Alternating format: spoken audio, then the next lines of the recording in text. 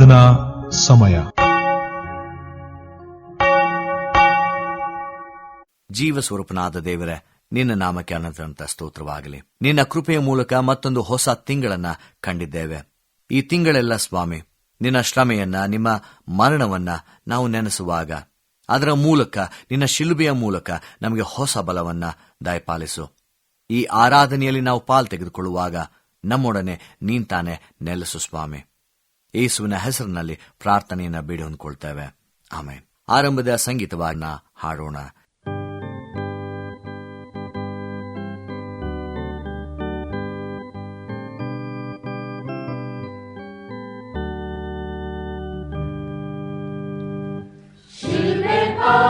ಪಾಠವನನ್ನು ನೋಡಿದರೆ ಜೀವನೋತ್ಪತ್ತಿಯಾಗುವುದು. ಓ ಪಾಪಾತ್ಮರೇ, ನೋಡಿರಿವಾಗಲೇ ತಪ ತಾಳಿದ ಕ್ರಿಸ್ತನನ್ನು. ನೋಡಿ ಶಿಲ್ಬೆ ಪಾಠವನನ್ನು ನೋಡಿದರೆ ಜೀವನೋತ್ಪತ್ತಿಯಾಗುವುದು. ಯೇಸು ತಾನನ್ನು ಒಪ್ಪಿಸಿಕೊಟ್ಟಾಗಲೇ ನಿಮ್ಮ ದೋಷವು ಹಾರಿತು. ಆತನ ರಕ್ತವಶದಲ್ಲಿ ಸತ್ತಾಗಲೇ ನಿಮ್ಮ ಸಾರವು ಸಂದೋಯಿತು.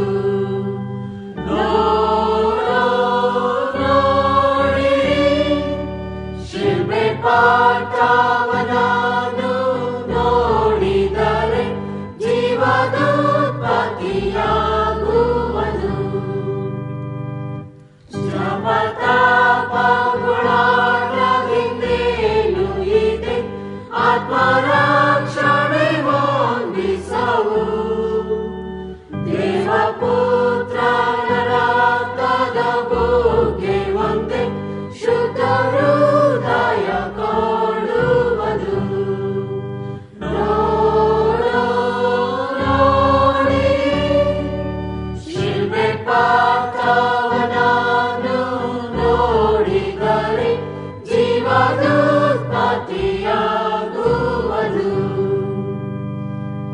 ಸಂದೇಹವು ಏಕೆ, ಯೆಹೋವನೇ ಸ್ಥಿರವಾದ ಮಾಡಿದನು. ಶ್ರೇಷ್ಠ ಯಾಜಕನಾದ ಕ್ರಿಸ್ತೇಸುವೆ, ಪರಲೋಕದೊಳ್ ಮಧ್ಯಸ್ಥನು. ನೋಡಿ ಶಿಲ್ಬೆ ಪಾಠವನನ್ನು ನೋಡಿದರೆ ಜೀವನೋತ್ಪತ್ತಿಯಾಗುವುದು. ಸಂತೋಷದಿಂದೀಗಲೂ ತಾಳಿರಿ ನಿತ್ಯ ಜೀವದ ದಾನವನ್ನು, ಮತ್ತು ನಿಶ್ಚಯವಾಗಿ ಗ್ರಹಿಸಿರಿ ಸಾವು ನಿಮ್ಮನ್ನು ಕೆಡಿಸದು.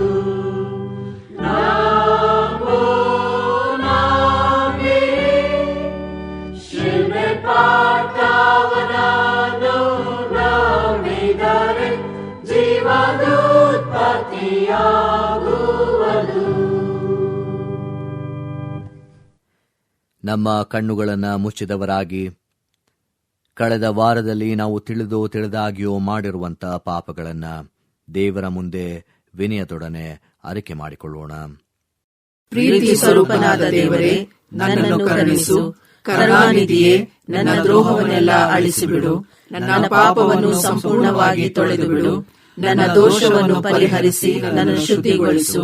ನಾನು ದ್ರೋಹಿ ಎಂದು ನಾನೇ ಒಪ್ಪಿಕೊಂಡಿದ್ದೇನೆ. ನನ್ನ ಪಾಪವು ಯಾವಾಗಲೂ ನನ್ನ ಮುಂದೆ ಇದೆ. ನಿನಗೆ ತಪ್ಪು ಮಾಡಿದ್ದೇನೆ. ನಿನ್ನ ದೃಷ್ಟಿಗೆ ಕೆಟ್ಟದಾಗಿರುವುದನ್ನೇ ಮಾಡಿದ್ದೇನೆ.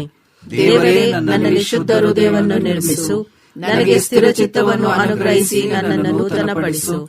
ನಿನ್ನ ರಕ್ಷಣಾನಂದವನ್ನು ನಾನು ತಿರುಗಿ ಅನುಭವಿಸುವಂತೆ ಮಾಡು. ನನ್ನಲ್ಲಿ ಸಿದ್ಧ ಮನಸ್ಸನ್ನು ಹುಟ್ಟಿಸಿ ನನಗೆ ಆಧಾರನಾಗು. ನಮ್ಮ ಪಾಪಗಳನ್ನ ಒಪ್ಪಿಕೊಂಡಂತ ನಾವು ದೇವರಿಂದ ಸಿಗುವಂತ ಕ್ಷಮೆಯನ್ನ ಹೊಂದಿಕೊಳ್ಳೋಣ. ಕೃಪಾಳು ಪ್ರಭುವೇ, ನಿನ್ನ ವಿಶ್ವಾಸಿಗಳಿಗೆ ಪಾಪ ಕ್ಷಮೆಯನ್ನು, ಶಾಂತಿಯನ್ನು ಅನುಗ್ರಹಿಸಿ ಅವರು ತಮ್ಮ ಎಲ್ಲಾ ಪಾಪಗಳಿಂದ ಶುದ್ಧೀಕರಣವನ್ನು ಹೊಂದಿ ಶಾಂತಚಿತ್ತರಾಗಿ ನಿನ್ನನ್ನು ಸೇವಿಸುವಂತೆ ದಯಪಾಲಿಸಬೇಕೆಂದು ನಮ್ಮ ಕರ್ತನಾದ ಯೇಸು ಕ್ರಿಸ್ತನ ಮುಖಾಂತರ ನಿನ್ನನ್ನು ಬೇಡಿಕೊಳ್ಳುತ್ತೇವೆ. ಆಮೇನ್. ದೇವರ ಮಹಿಮೆಗಾಗಿ ಸಂಕೀರ್ತನೆಗಳಲ್ಲಿ 163ನೇ ಸಂಕೀರ್ತನೆಯನ್ನ ಹಾಡೋಣ. ಪ್ರಾರ್ಥನೆ ಭಕ್ತಿಗೆ ಗುರುತು.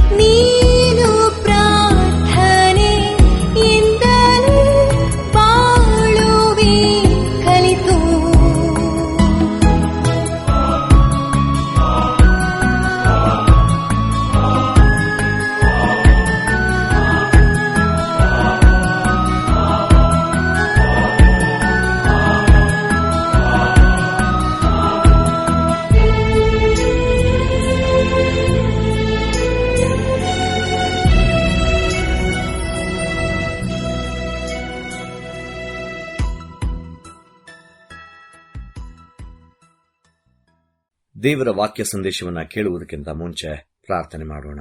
ನಿನ್ನ ಸನ್ನಿಧಿಯಲ್ಲಿ ಬಂದಿದ್ದೇವೆ, ನಿನ್ನ ವಾಕ್ಯವನ್ನ ಕೇಳುವಂತ ಸಮಯಕ್ಕೆ ಬಂದಿದ್ದೇವೆ. ನಮ್ಮ ಮನಸ್ಸುಗಳನ್ನ ತೆರೆ ಮಾಡು.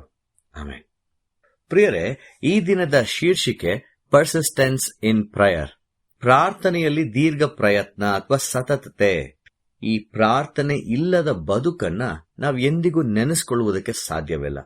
ಯಾಕೆಂದರೆ ಪ್ರತಿನಿತ್ಯವೂ ನಾವು ಪ್ರಾರ್ಥನೆ ಮಾಡಬೇಕೆಂದು ದೇವರ ವಾಕ್ಯವು ನಮಗೆ ಪ್ರಬೋಧಿಸುತ್ತದೆ. ಸತ್ಯವೇದದಲ್ಲಿ ಕಂಡುಬರುವಂತ ಪ್ರತಿಯೊಬ್ಬರು ಎಲ್ಲೋ ಒಂದೆಡೆ ಪ್ರಾರ್ಥನೆಯನ್ನ ಮಾಡಿರುವುದು ಉಂಟು. ಅಲ್ಲಿಗೆ ಈ ಪ್ರಾರ್ಥನೆ ಅನ್ನುವಂಥದ್ದು ಬಹಳ ಪ್ರಾಮುಖ್ಯವಾದಂತಹ ಸಂಗತಿ ಒಬ್ಬ ಕ್ರೈಸ್ತನ ಬದುಕಿನಲ್ಲಿ. ಈ ಪ್ರಾರ್ಥನೆ ನನ್ನ ಜೀವಿತದಲ್ಲಿ ಯಾವ ರೀತಿಯಾದಂತಹ ಕಾರ್ಯವನ್ನ ಮಾಡಬಹುದು?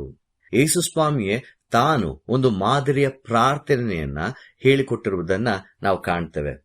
ಅಪೋಸ್ತಲರು ಸೆರೆಮನೆಗೆ ಹೊಯ್ಯಲ್ಪಟ್ಟಾಗ ಅಥವಾ ಪೌಲನು ಸೆರೆಮನೆಗೆ ಹೊಯ್ಯಲ್ಪಟ್ಟಾಗ ಪ್ರಾರ್ಥನೆಯ ಮೂಲಕ ಬಿಡುಗಡೆ ಹೊಂದಿದ್ದಂಥದ್ದನ್ನ ನಾವು ಕಾಣ್ತೇವೆ. ಪೌಲನು ಬರೆಯುವಂತ ಪ್ರತಿ ಪತ್ರಿಕೆಯಲ್ಲಿ ಆರಂಭದ ಅಧ್ಯಾಯ ಹಾಗೂ ಕಡೆಯ ಅಧ್ಯಾಯ ಕೇವಲ ಪ್ರಾರ್ಥನೆಗೆ ಒಂದು ಸೀಮಿತವಾಗಿರುವಂತಹ ಅಧ್ಯಾಯಗಳಾಗಿ ನಾವು ಕಾಣ್ತೇವೆ. ನೋಡಿ, ನಮ್ಮ ಜೀವಿತದಲ್ಲೂ ಸಹ ನಾವಿದನ್ನ ಅನುಭವಿಸಿದ್ದೇವೆ. ಅನೇಕ ಬಾರಿ ನಾವು ಪ್ರಾರ್ಥನೆ ಮಾಡಿ ಕೇಳುವಾಗ ದೇವರು ನಮಗೆ ಅನೇಕ ವಿಷಯಗಳನ್ನ ನಮ್ಮ ಜೀವಿತದಲ್ಲಿ ಒದಗಿಸಿಕೊಟ್ಟಿರುವಂತದ್ದು ಉಂಟು. ಲೂಕನ ಸುವಾರ್ತೆ 18ನೇ ಅಧ್ಯಾಯದಲ್ಲಿ ನಾವು ನೋಡುವಾಗ, ನೀವು ಎಡಬಿಡದೆ ಯಾವಾಗಲೂ ಪ್ರಾರ್ಥನೆ ಮಾಡಿ, ಮನಗುಂದಿದವರಾಗದೆ ಅಥವಾ ನೀವು ಬೇಸರಗೊಳ್ಳದೆ ಯಾವಾಗಲೂ ಪ್ರಾರ್ಥಿಸಿರಿ ಅನ್ನುವಂತಹ ವಾಕ್ಯವನ್ನ ನಾವು ಕಾಣ್ತೇವೆ. ಒಂದು ಪ್ರಾರ್ಥನೆ ಮಾಡುವಾಗ ಅದರಲ್ಲಿ ಅನೇಕ ಅಂಶಗಳು ಇರಬೇಕು. ಅದರ ಜೊತೆಗೆ ಆ ಪ್ರಾರ್ಥನೆಯ ಹಿಂದೆ ಕೆಲವೊಂದು ಗುಣಗಳು ಸಹ ಇರಬೇಕು. ಏನು? ತಾಳ್ಮೆ ಇರಬೇಕು, ಸತತತೆ ಇರಬೇಕು, ಹಾಗೂ ತಾಳಿಕೊಳ್ಳುವಂಥದ್ದಿರಬೇಕು, ನಂಬಿಕೆ ಇರಬೇಕು, ತಗ್ಗಿಸುವಂಥದ್ದಿರಬೇಕು. ಇದೆಲ್ಲವೂ ಒಳಗೊಂಡಾಗ ನಮ್ಮ ಪ್ರಾರ್ಥನೆ ಇನ್ನು ಬಲವುಳ್ಳದ್ದು ಆಗಿರ್ತದೆ. ಯಾಕೋಬನ ಪತ್ರಿಕೆ 5ನೇ ಅಧ್ಯಾಯ 16ನೇ ವಚನವನ್ನ ನಾವು ನೋಡಬೇಕಾದ್ರೆ, ನೀತಿವಂತನ ಅತ್ಯಾಸಕ್ತಿಯುಳ್ಳ ವಿಜ್ಞಾಪನೆಯು ಬಹುಬಲವಾಗಿದೆ. ಅಲ್ಲಿಗೆ ಆ ಪ್ರಾರ್ಥನೆಯನ್ನ ದೇವರು ಮೆಚ್ಚುವಂತದ್ದಾಗಿರುತ್ತದೆ ಅನ್ನುವಂತಹ ವಿಷಯವನ್ನ ನಾವಿಲ್ಲಿ ಕಾಣ್ತೇವೆ. ಇಲ್ಲಿ ಸತತತೆ ಅನ್ನುವಂಥದ್ದನ್ನ ನಾವು ವಿಶೇಷವಾಗಿ ಧ್ಯಾನ ಮಾಡುವಂತವರಾಗಿರ್ತೇವೆ. ಅರಸುಗಳ 2ನೇ ಗ್ರಂಥ 20ನೇ ಅಧ್ಯಾಯದಲ್ಲಿ ನೋಡಬೇಕಾದ್ರೆ, ಇಲ್ಲಿ ರಾಜನಾದ ಹಿಜ್ಕೀಯನಿಗೆ ಏಷಾಯನು ಬಂದು ಹೇಳ್ತಾ ಇದ್ದಾನೆ, ನೀನು ಇನ್ಮೇಲೆ ನಿನ್ನ ಜವಾಬ್ದಾರಿಯನ್ನ ಬೇರೆ ಯಾರಿಗಾದ್ರೂ ವಹಿಸು, ಯಾಕಂದ್ರೆ ನಿನಗೆ ಕಾಯಿಲೆ ಬಂದಿದೆ, ನೀನು ಇದರಿಂದ ಬದುಕಿ ಪುನಃ ಬರೋದಿಲ್ಲ, ನೀನು ಸಾಹಿತ್ಯ ಎಂಬುದಾಗಿ ಹೇಳುವಾಗ ಆತನಿಗೆ ಭಯ ಬಂದು ಆತನು ದೇವರಿಗೆ ಪ್ರಾರ್ಥನೆಯನ್ನ ಮಾಡ್ತಾನೆ. ನಾವು 2ನೇ ವಚನವನ್ನ ನೋಡುವಾಗ, ಇದನ್ನ ಕೇಳಿದೊಡನೆ ಹಿಜ್ಕೀಯನು ಮೋರೆಯನ್ನು ಗೋಡೆಯ ಕಡೆಗೆ ತಿರುಗಿಸಿ, ಯೆಹೋವನೇ, ನಾನು ನಂಬಿಗಸ್ತನಾಗಿಯೂ ಯಥಾರ್ಥ ಚಿತ್ತನಾಗಿಯೂ ನಿನಗೆ ನಡೆದುಕೊಂಡು ನಿನ್ನ ದೃಷ್ಟಿಯಲ್ಲಿ ಒಳ್ಳೆಯವನಾಗಿದ್ದದ್ದನ್ನು ನೆನಪು ಮಾಡಿಕೋ ಎಂದು ಪ್ರಾರ್ಥಿಸಿ ಬಹಳವಾಗಿ ಅತ್ತನು. ಅನೇಕ ಬಾರಿ ನಮ್ಮ ಪ್ರಾರ್ಥನೆಗಳಲ್ಲಿ ಬಲವಿರುವುದಿಲ್ಲ. ಕಾರಣ ಇಷ್ಟೇ, ನಾವು ಒಂದು ನಾಮಕಾವಸ್ಥೆಗಾಗಿ ಅಥವಾ ಕಾಟಾಚಾರಕ್ಕಾಗಿ ಪ್ರಾರ್ಥನೆ ಮಾಡುವಂತವರಾಗಿರ್ತೇವೆ. ಈಗ ನಮಗೆ ಏನಾದ್ರೂ ಬೇಡದೇ ಇರುವಂತಹ ಕಾರ್ಯ ನಮ್ಮ ಜೀವಿತದಲ್ಲಿ ನಡೆದರೆ ನಾವು ಎಷ್ಟು ಬಲವುಳ್ಳವರಾಗಿ ಪ್ರಾರ್ಥನೆ ಮಾಡ್ತೇವೆ. ಅದೇ ರೀತಿಯಾದಂತಹ ಪ್ರಾರ್ಥನೆಯನ್ನ ಎಲ್ಲ ಚೆನ್ನಾಗಿರ್ಬೇಕಾದ್ರೆ ನಾವು ಪ್ರಾರ್ಥನೆಯನ್ನ ಮಾಡ್ತೇವಾ? ಇದನ್ನ ನಾವು ಪರೀಕ್ಷಿಸಿಕೊಳ್ಳಬೇಕು. ಇಲ್ಲಿ ಹಿಜ್ಕೀಯನಿಗೆ ತನ್ನ ಪ್ರಾಣವು ಆತನಿಂದ ಹೋಗ್ತದೆ ಎಂಬುದಾಗಿ ಗೊತ್ತಾದ ತಕ್ಷಣ ಆತನು ಬಹಳವಾಗಿ ಅತ್ತು ಪ್ರಾರ್ಥನೆಯನ್ನ ಮಾಡ್ತಾನೆ. ದೇವರೇ, ನಾನು ನನ್ನ ಜೀವಿತದಲ್ಲಿ ನಿನಗೋಸ್ಕರ ಹೇಗೆ ಬದುಕಿದೆ ಅನ್ನುವಂತಹ ಅಂಶಗಳನ್ನ ಹೇಳಿ ಪ್ರಾರ್ಥಿಸುವುದನ್ನ ನಾವು ಕಾಣ್ತೇವೆ. ಇಲ್ಲಿ ಆತನ ಸತತವಾದಂತ ಪ್ರಾರ್ಥನೆ ದೇವರ ನಿರ್ಧಾರವನ್ನೇ ಬದಲಿಸುವಂತದ್ದನ್ನ ನಾವು ಕಾಣ್ತೇವೆ. ಯಾವ ಪ್ರವಾದಿ ಬಂದು ನೀನಿನ್ನು ಸಾಹಿತ್ಯ, ನಿನ್ನ ಜವಾಬ್ದಾರಿಯನ್ನು ಬೇರೆಯವರಿಗೆ ವಹಿಸು ಎಂಬುದಾಗಿ ಹೇಳಿ ಆತನು ಇನ್ನೇನು ಅರಮನೆಯ ಮಧ್ಯ ಪ್ರಾಕಾರವನ್ನ ದಾಟುವುದಕ್ಕೆ ಮುಂಚೆಯೇ ದೇವರು ಮತ್ತೊಮ್ಮೆ ಅವನಿಗೆ ಹೋಗಿ ಹೇಳಿ, ನಿನ್ನ ಪ್ರಾರ್ಥನೆಯನ್ನ ನಾನು ಕೇಳಿದ್ದೇನೆ, ನಿನ್ನಿಂದ ನಾನು ಅಧಿಕಾರವನ್ನ ತೆಗೆದುಕೊಳ್ಳುವುದಿಲ್ಲ, ಇನ್ನೂ 15 ವರ್ಷ ಹೆಚ್ಚಾಗಿ ಕೊಡ್ತೇನೆ. ನನ್ನ ನಿಮ್ಮ ಪ್ರಾರ್ಥನೆ ಅಷ್ಟು ಬಲವುಳ್ಳದ್ದು ಆಗಿದೆಯಾ? ನೀತಿವಂತನ ಅತ್ಯಾಸಕ್ತಿಯುಳ್ಳಂತಹ ವಿಜ್ಞಾಪನೆ ಬಹುಬಲವಾಗಿದೆ. ಅದಕ್ಕೋಸ್ಕರನೇ ಎಲಿಯನ ಜೀವಿತದಲ್ಲಿ ಅನೇಕ ಅದ್ಭುತ ಕಾರ್ಯಗಳನ್ನ ನಡೆದಂತದನ್ನು ನಾವು ನೋಡ್ತೇವೆ. ಆತನ ಜೀವಿತದಲ್ಲೂ ಹಾಗೂ ಆತನ ಮೂಲಕ ಬೇರೆಯವರ ಜೀವಿತದಲ್ಲೂ ನಡೆದಂತದನ್ನ ನಾವು ಕಾಣ್ತೇವೆ. ಈ ಹಿಜ್ಕೀಯನು ಮಾಡಿದಂತ ಪ್ರಾರ್ಥನೆಯ ಸತತತೆ ನಮ್ಮಲ್ಲಿದ್ಯಾ? ಆ ಬಲ ನಮ್ಮಲ್ಲಿದ್ಯಾ? ಅದನ್ನ ನಾವು ಪರೀಕ್ಷೆ ಮಾಡಿಕೊಳ್ಳಬೇಕು. ಮಾರ್ಕನ ಸುವಾರ್ತೆ 7ನೇ ಅಧ್ಯಾಯ 24ನೇ ವರ್ಷದಿಂದ 30ನೇ ವರ್ಷದ ತನಕ ಒಬ್ಬ ಅನ್ಯ ಮತಸ್ಥೆಯನ್ನ ನಾವು ನೋಡ್ತೇವೆ. ಕಾನಾನ್ಯಳು ಎಂಬುದಾಗಿ ಮತ್ತಾಯನು ಕರೆಯುತ್ತಾನೆ. ಈ ಮಾರ್ಕನ ಸುವಾರ್ತೆಯಲ್ಲಿ ಸುರೋಫೋಯಿನಿಕ್ಯರವಳು ಎಂಬುದಾಗಿ ನಾವು ಕಾಣ್ತೇವೆ. ಹೇಗೂ ಇರಲಿ, ದೇವರ ಪರಿಚಯ ಇದ್ದಾಗ್ಯೂ ಆ ನಂಬಿಕೆಯಲ್ಲಿ ಆಕೆ ಬೆಳೆದಿದ್ದಿರಲಿಲ್ಲ.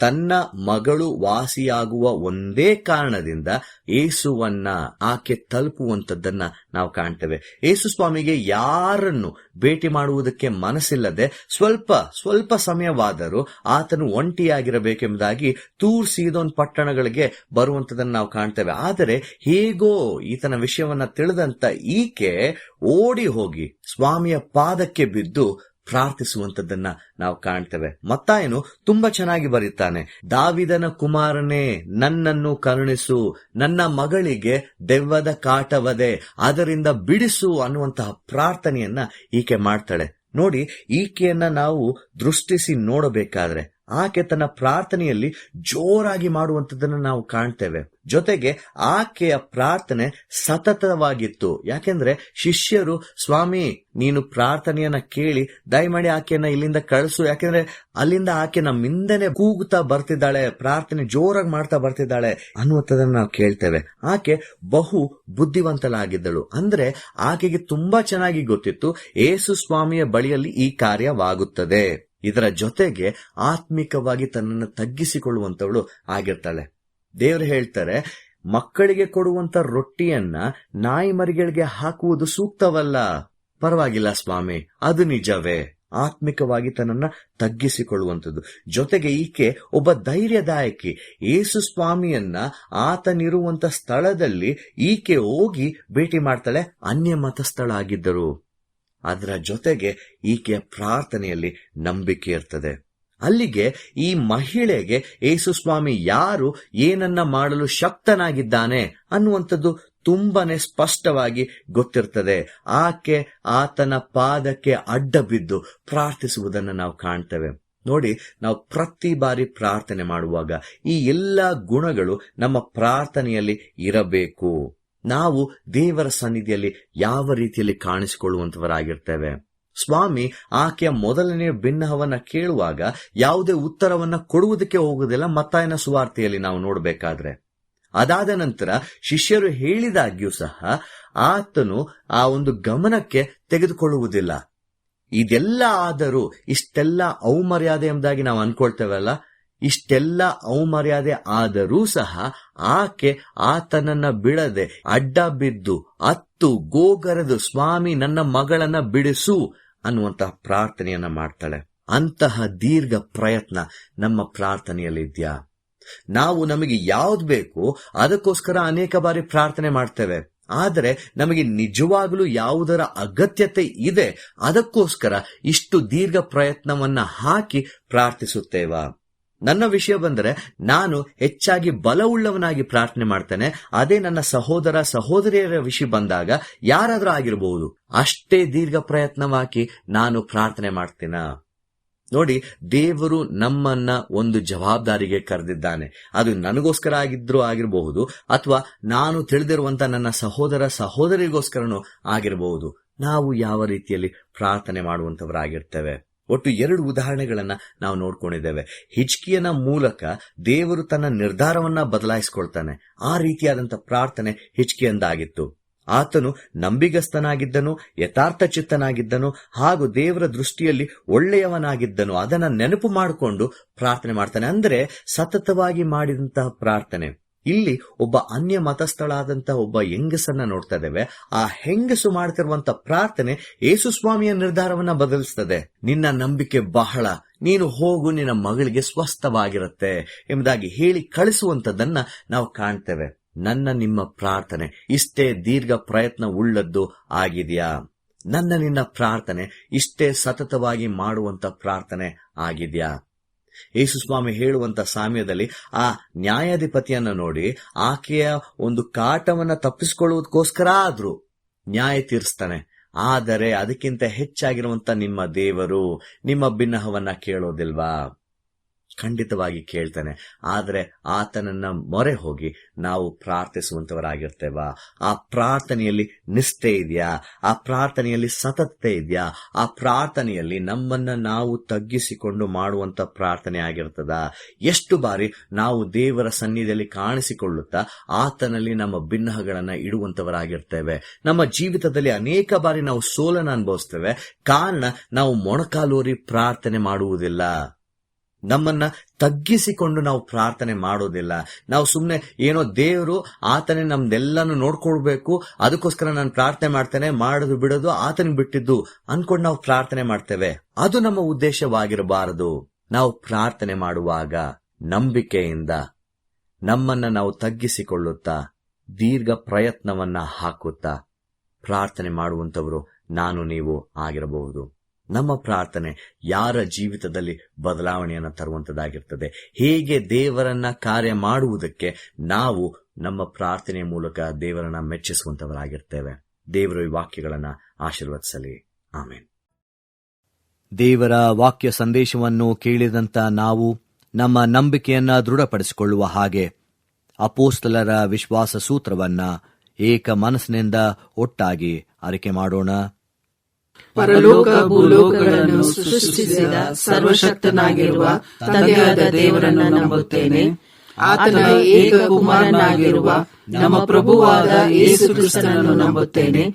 ಈತನು ಪರಿಶುದ್ಧಾತ್ಮನಿಂದ ಕನ್ಯಾ ಮರಿಯಳ ಗರ್ಭದಲ್ಲಿ ಧರಿಸಲ್ಪಟ್ಟು ಆಕೆಯಲ್ಲಿ ಹುಟ್ಟಿ ಪೊಂತಿ ಪಿಲಾತನ ಆಧಿಪತ್ಯದಲ್ಲಿ ಶ್ರಮೆ ಹೊಂದಿ ಶಿಲುಬೆಗೆ ಜಡಿಯಲ್ಪಟ್ಟು ಸತ್ತು ಹೂಣಲ್ಪಟ್ಟು ಪಾತಾಳಕ್ಕೆ ಇಳಿದು ಮೂರನೇ ದಿವಸದಲ್ಲಿ ಸತ್ತವರೊಳಗಿಂದ ಎದ್ದು ಪರಲೋಕಕ್ಕೆ ಏರಿ ಹೋಗಿ ಸರ್ವಶಕ್ತನಾಗಿರುವ ತಂದೆಯಾದ ದೇವರ ಬಲಪಾರ್ಶ್ವದಲ್ಲಿ ಕುಳಿತುಕೊಂಡು ಇರುತ್ತಾನೆ. ಈತನು ಅಲ್ಲಿಂದ ಬಂದು ಬದುಕಿರುವವರಿಗೂ ಸತ್ತವರಿಗೂ ನ್ಯಾಯ ತೀರಿಸುವನು ಎಂಬುದನ್ನು ನಂಬುತ್ತೇನೆ. ನಾನು ಪರಿಶುದ್ಧಾತ್ಮನನ್ನು ನಂಬುತ್ತೇನೆ. ಒಂದೇ ಪರಿಶುದ್ಧ ಕ್ರೈಸ್ತ ಸಭೆಯು, ಭಕ್ತರ ಅನ್ಯೋನ್ಯತೆಯು, ಪಾಪದ ಪರಿಹಾರವು, ದೇಹದ ಪುನರುತ್ಥಾನವು, ನಿತ್ಯ ಜೀವವು ಉಂಟೆಂಬುದನ್ನು ನಂಬುತ್ತೇನೆ. ಆಮೇನ್. ಮುಕ್ತಾಯದ ಸಂಗೀತವನ್ನ ಹಾಡೋಣ.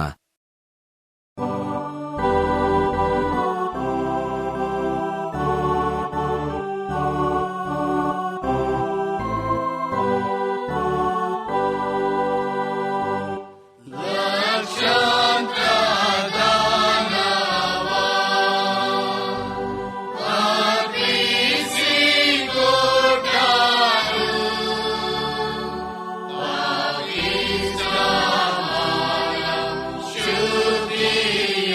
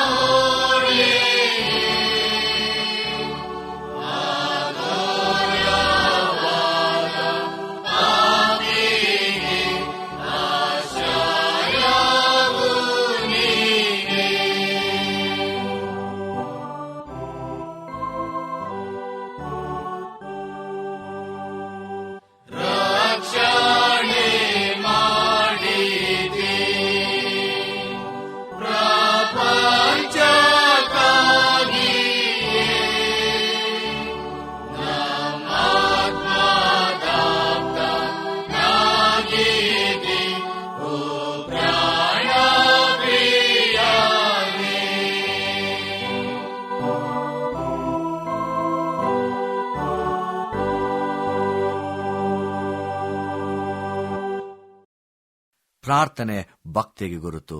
ಹೌದು ಸ್ವಾಮಿ, ಪ್ರಾರ್ಥನೆಯ ಮೂಲಕ ನಿನ್ನ ಸನಿಹಕ್ಕೆ ಬರುವುದಕ್ಕೆ ನಮಗೆ ಮತ್ತೊಮ್ಮೆ ಅವಕಾಶ ದೊರಕಿದೆ. ಈ ಅವಕಾಶದಲ್ಲಿ ಸ್ವಾಮಿ, ನಿನ್ನನ್ನು ಹೆಚ್ಚಾಗಿ ತಿಳಿಯುವ ಹಾಗೆ ನಮಗೆ ಸಹಾಯ ಮಾಡಿದಿ. ಅದಕ್ಕಾಗಿ ನಿನಗೆ ಸ್ತೋತ್ರ ಸ್ವಾಮಿ. ನಾವು ಎಂದಿಗೂ ಬೇಸರಗೊಳ್ಳದೆ ನಿನ್ನಲ್ಲಿ ತದೇಕ ಚಿತ್ತದಿಂದ ಪ್ರಾರ್ಥನೆ ಮಾಡುವವರಾಗಿ ನಮ್ಮ ಜೀವಿತಗಳನ್ನು ನಿನಗೆ ಒಪ್ಪಿಸಿಕೊಡುವ ಹಾಗೆ ನಮಗೆ ಸಹಾಯ ಮಾಡು. ಈ ಆರಾಧನೆಯಲ್ಲಿ ನಮಗೆ ಸಹಾಯ ಮಾಡಿದಕ್ಕಾಗಿ ನಿನಗೆ ಸ್ತೋತ್ರ. ನಮ್ಮ ಜೀವಿತಗಳನ್ನು ಈ ಲೋಕದಲ್ಲಿ ನಾವು ಬದುಕುವಾಗ ನಿನ್ನ ಪ್ರಾರ್ಥನೆಯಲ್ಲಿ ನಿರತರಾಗಿ ಅದರ ಮೂಲಕ ನಮ್ಮ ಜೀವಿತದಲ್ಲಿ ಜಯವನ್ನ ಸಾಧಿಸುವ ಹಾಗೆ ನಮಗೆ ಕೃಪೆಯನ್ನು ತೋರಿಸು. ಯೇಸುವಿನ ಹೆಸರಿನಲ್ಲಿ ಪ್ರಾರ್ಥನೆಯನ್ನ ಬೇಡಿ ಹೊಂದ್ಕೊಳ್ತೇವೆ, ಆಮೇನ್. ಕರ್ತನು ತಾನೇ ಕಲಿಸಿಕೊಟ್ಟ ಪ್ರಾರ್ಥನೆಯನ್ನ ನಾವು ಏಕ ಮನಸ್ಸಿನಿಂದ ಅರಿಕೆ ಮಾಡೋಣ. ಪರಲೋಕದಲ್ಲಿರುವ ನಮ್ಮ ತಂದೆಯೇ, ನಿನ್ನ ನಾಮವು ಪರಿಶುದ್ಧವೆಂದು ಎಣಿಸಲ್ಪಡಲಿ. ನಿನ್ನ ರಾಜ್ಯವು ಬರಲಿ. ನಿನ್ನ ಚಿತ್ತವು ಪರಲೋಕದಲ್ಲಿ ನೆರವೇರುವ ಪ್ರಕಾರ ಭೂಲೋಕದಲ್ಲಿಯೂ ನೆರವೇರಲಿ. ನಮ್ಮ ಅನುದಿನದ ಆಹಾರವನ್ನು ಈ ಹೊತ್ತು ದಯಪಾಲಿಸು. ನಮಗೆ ತಪ್ಪು ಮಾಡಿದವರನ್ನು ನಾವು ಕ್ಷಮಿಸಿದಂತೆ ನಮ್ಮ ತಪ್ಪುಗಳನ್ನು ಕ್ಷಮಿಸು. ನಮ್ಮನ್ನು ಶೋಧನೆಯೊಳಗೆ ಸೇರಿಸದೆ ಕೇಡಿನಿಂದ ನಮ್ಮನ್ನು ತಪ್ಪಿಸು. ರಾಜ್ಯವು, ಬಲವು, ಮಹಿಮೆಯು ಸದಾಕಾಲ ನಿನ್ನವೇ, ಆಮೇನ್. ನಂಬಿಕೆಯಿಂದ ದೇವರ ಆಶೀರ್ವಾದವನ್ನ ಹೊಂದೋಣ. ಬೇಸರಗೊಳ್ಳದೆ ಯಾವಾಗಲೂ ದೇವರಲ್ಲಿ ಪ್ರಾರ್ಥನೆ ಮಾಡುವಂತವರಾಗಿರೋಣ. ಹೀಗೆ ಮಾಡುವ ಹಾಗೆ ತಂದೆಯಾದ ದೇವರ ಪ್ರೀತಿಯು, ಮಗನಾದ ಯೇಸು ಕ್ರಿಸ್ತನ ಕೃಪೆಯು, ಪರಿಶುದ್ಧಾತ್ಮನಾದ ದೇವರ ಅನ್ಯೋನ್ಯತೆಯೂ ಸಹವಾಸವು ನಮ್ಮನ್ನ ಯಾವಾಗಲೂ ಮುಂದೆ ನಡೆಸುತ್ತಾ ಸಹಾಯ ಮಾಡಲಿ. ಆಮೇನ್.